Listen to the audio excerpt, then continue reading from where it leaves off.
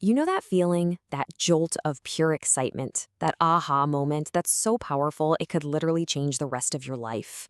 Well, in the world of technology, that feeling is the engine of everything. And today, we're diving into one engineer's incredible 5-decade quest to chase that thrill. This quote right here from engineer Denya Kado is the heart of our story. He has a word for this feeling, Wakuwaku. It's a Japanese term that means like trembling with excitement. And for him, it wasn't just some fleeting emotion. Nope, it's been his North Star through a career of unbelievable change. So, that's the big question, right? In an industry where everything is constantly being disrupted, what keeps that fire lit for 50 years? Well, as we're about to see, the answer is a series of these waku-waku moments, and it all started way, way back in his childhood. All right, let's rewind the clock. We're going back to the very beginning, to those first sparks of wonder that put a young Denyamon on the path he'd follow for life. As a kid, he was totally captivated by the greats. You know, reading about Thomas Edison and picturing him as this wizard who could just create things out of thin air. He'd look at the warm glow of an old vacuum tube radio and just imagine this invisible dance of electrons flying around inside. He even tried to wrap his head around Einstein's theory of relativity. I mean, come on, visualizing a world where time itself could bend? That's some heavy stuff for a kid. But this wasn't just daydreaming. One day, he gets this idea. What if he could make his own simple 2-electrode tube, a diode? So he grabs a little light bulb, wraps it in aluminum foil, and hooks up a multimeter to see if any current would flow. And then, the needle jumped. He had a connection. In that one moment, he felt it, that pure electric thrill. The waku-waku was just overwhelming. He thought he'd done it. He thought he had captured the magic of Edison, right there in his own hands. Okay, now here's the best part. Looking back on it now, as a seasoned engineer, Mon knows that what he tried was basically impossible with just a little battery. That connection he measured, it was probably just the glue he used to stick the foil on. But and this is the whole point, it didn't matter one bit. The science might have been wrong, but that feeling, that powerful, genuine waku-waku, that was 100% real, and it was all he needed. So that childhood fire carried him all the way to university. And this is where all those abstract ideas that he'd been dreaming about finally became real things that he could actually see and touch. The physics lab was where the magic really happened. He saw a laser for the first time and was just blown away by its perfectly straight line.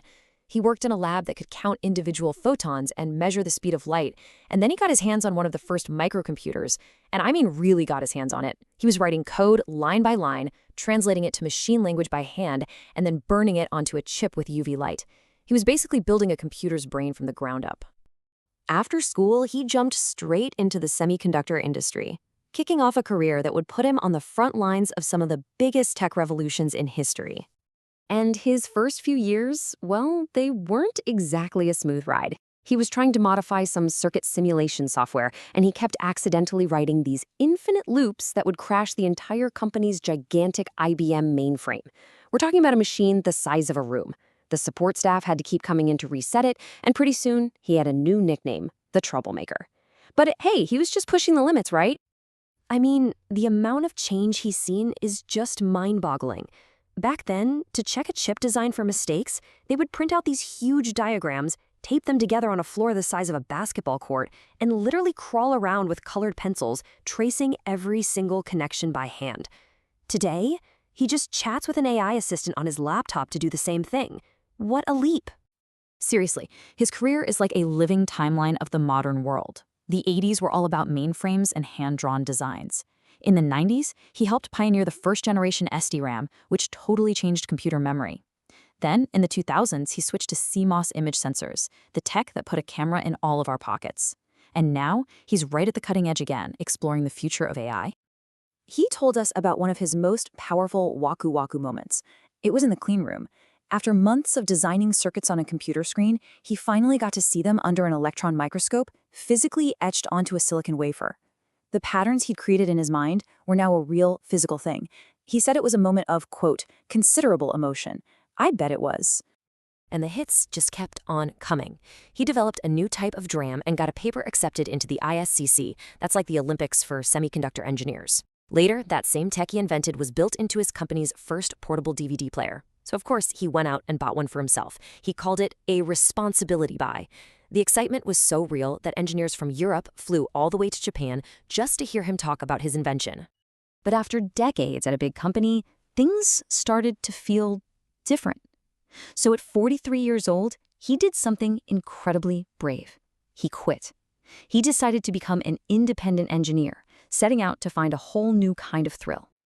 And man, he was thrown right into the fire.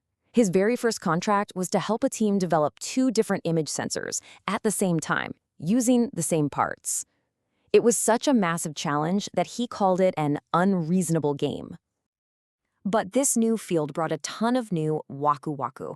Seeing an image sensor he designed light up with a live picture for the first time was a whole new kind of magic. He found that video at 60 frames per second had this weird, almost 3D look to it. He even got a little cheeky on his next project and snuck in an experimental global reset feature, something that wasn't even in the official plans. Well, the chip worked perfectly on the very first try, and that secret feature he added, it worked so well it ended up becoming a standard part of the product. How cool is that? But you know, the search for that Wakuwaku can sometimes lead you down some pretty risky paths.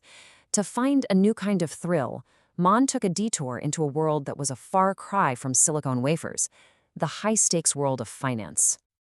Yeah, he got completely obsessed with automated foreign currency trading. He put his engineering brain to work on it, building these complex algorithms, constantly tweaking them and running them, with his own actual money on the line. This wasn't that joyful waku-waku of discovery. This was the raw, gut-wrenching anxiety of a high-stakes bet, and the result was absolutely devastating. We're talking sleepless nights, incredible stress, and, ultimately, a massive heart attack that nearly killed him. After he survived and got a pacemaker implanted, he cashed out everything. And his grand total profit for all that pain and risk?